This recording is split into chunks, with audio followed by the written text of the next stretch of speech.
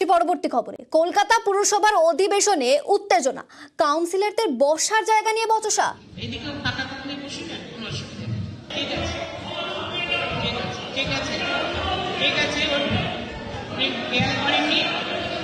সামান্য একটু ভুল বোঝাবুঝি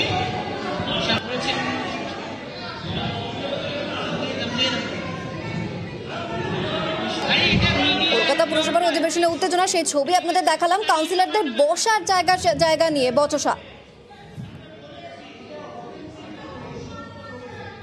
বিশ্বজিৎ স্যার রয়েছে আমার সঙ্গে। বিশ্বজিৎ, কি পরিস্থিতি তৈরি হয়েছিল, কেন এই উত্তেজনা? দেখো, কলকাতা পুরসভার অধিবেশনে আজ যে ভুল বোঝাবুঝি হয়, মূলত ভুল বোঝাবুঝি বসার জায়গা নিয়ে ভুল বোঝাবুঝি। 136 নম্বর ওয়ার্ডের কাউন্সিলর শামসুজ্জামান আনসারি, তিনি বর্ষিয়ান, বেশ কয়েকবারের তিনি কাউন্সিলর, এবং তিনি তার যে জায়গায় বসতে যান সেই জায়গায় অলরেডি বিজেপির যে মীনা দেবী পুরোহিত বিজেপি কাউন্সিলর, তিনি সেখানে বসেছিলেন এবং তার বিভিন্ন ফাইলপত্র সেগুলো সেই টেবিলের উপর রাখা ছিল, সেই চেয়ারের যে টেবিল সেই টেবিলে রাখা ছিল, এবং সেগুলো সরিয়ে তিনি বসতে যান। আর সেখানেই বাধা দেন বিজেপির অন্যান্য কাউন্সিলর যারা সেখানে ছিলেন, সজল ঘোষ সহ বিজেপির কাউন্সিলররা। আর এই নিয়েই বাগবিতণ্ডা শুরু হয় বিজেপি কাউন্সিলর এবং তৃণমূল কাউন্সিলরের সঙ্গে। সজল ঘোষ এবং বিজয় ওঝা বিজেপির কাউন্সিলর, তারা যেমন বাধা দেন শামসুজ্জামান আনসারিকে, তেমনি পাশাপাশি তৃণমূল কংগ্রেসের কাউন্সিলর অসীম বসু সহ বেশ কয়েকজন কাউন্সিলর সেখানে উপস্থিত হয়ে যান, অর্থাৎ তৃণমূল বিজেপি। আমরা দেখেছি যে এর আগেও কলকাতা পুরসভার অধিবেশনে 16ই সেপ্টেম্বর সেদিনও এই ধরনের বেশ কিছু ঝামেলা হয়েছিল, এবং সেখানে রীতিমতো মারপিট, হাতাহাতি এবং কুস্তি শুরু হয়ে যায় তৃণমূল ও বিজেপি কাউন্সিলরদের মধ্যে।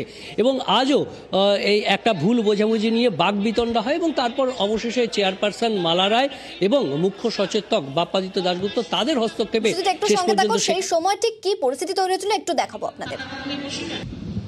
হ্যাঁ, ঠিক আছে, এইদিকেও ফাঁকা থাকলে বসি না, কোনো অসুবিধা নেই।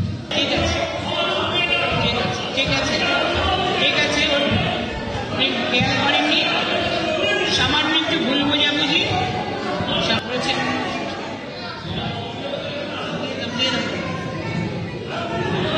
আরে এটা মিডিয়ার ফ্লোর নয়, প্লিজ। ঠিক আছে, ওটা নিয়ে সামান্য ব্যাপার।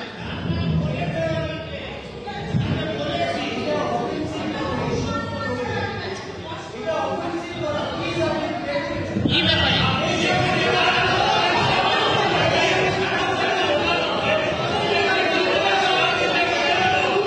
আমি বুঝতেই পারছি না কি বলতে চাইছে। না, ওনার চেয়ার তো নির্দিষ্ট করা আছে। ঠিক আছে, আর এটা ভুলই ভুল, খেয়াল করেননি আলাদা কথা। ঠিক আছে, ছেড়ে দিন, এটা সামান্য ব্যাপারে। শামসুজ্জামান আনসারি তিনি কি বলছেন দেখাবো। দেখো, ওখানে টেবিল সিটে লেখা আছে রিজার্ভ। প্রত্যেকবারে আমি এসে ওখানেই বসতাম। আমি এবারে মনে এসেছি, আগেবারও ওখানে বসেছি, এবারে ওখানে এসে বসেছি তো দেখলাম মীনা দেবী প্রভৃতি কাগজ রাখা আছে। আমার এটা বিজেপি তো ওইদিকে লেখা আছে, এটা রিজার্ভ আছে। আমি যেখানে আমি বসতাম তখন ওই বিজেপি লোকেরা হয়ে চুল্লা করতে আরম্ভ করলো, না এটা মীনা দেবী পুরোহিত আছে। পরে তারপরে চেয়ারম্যানও বললো না মীনা দেবী পুরোহিত আছে, তো আমি সরে গেলাম, হয়ে গেল, আর কি আছে, আমি কি ঝগড়া করতে যাবো নাকি? আচ্ছা, চেয়ার নিয়ে মীনা দেবী পুরোহিত তিনি কি বলছেন শোনাবো। সিট দখল কি একটা ডেপুটি মেয়র ছিলাম, তার সম্মান করে না।